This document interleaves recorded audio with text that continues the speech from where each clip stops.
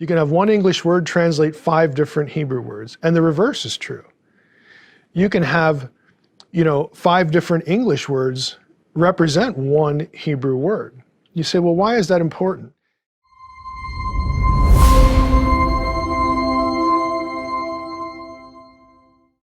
The Hebrew mindset, the Hebrew text, like why is that for a pastor and a follower of Jesus? Why is that? Why do you guys think that's so important? There are things that, and I'm going to try to be specific here. I don't know how well it'll translate to a discussion, but there are things, if you can read the original text, that will jump out at you more readily than if you're reading English. And here's my illustration. A lot of people don't realize that when you encounter an English word in an English Bible, that English word is not used every time a particular Hebrew word is used. You can have one English word translate 5 different Hebrew words, and the reverse is true.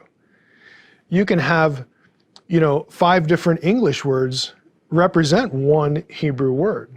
You say, well, why is that important?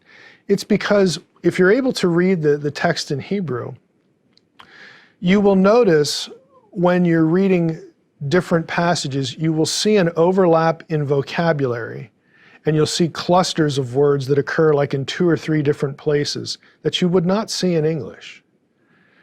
If you're a Hebrew reader, you instinctively know, okay, what I'm reading here sounds like this passage over here. And maybe I should be sort of thinking about these 2 in tandem, or these 3 passages or 4 passages. And that's actually what biblical writers want you to do. They do that so that you do think of this passage. And then when now you have these 2, go to this one over here. And this is how you sort of connect dots, and you connect threads of thought and even of story, in a book, in the Bible. But you can't do that in English because the translation sort of gets in the way. So that's just one aspect. Think about how you read a novel, okay? When you read fiction, when you read a novel, you have sort of an intuitive sense that, okay, what happened in this scene is probably going to echo somewhere else. I'm going to see that car again. I'm going to see this building again. I'm going to hear this word again. It's just sort of built in because we know when we read fiction, that's what fiction writers do. They want to steer our mind in certain directions. And we can do it in a novel because we're reading English words.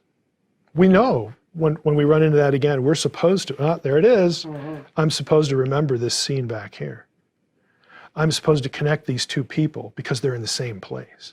Okay, we just know that. But if you can't read the text in Hebrew, you lose when the writers are trying to do that same thing to you in the Bible, because the English sort of puts a roadblock in between it.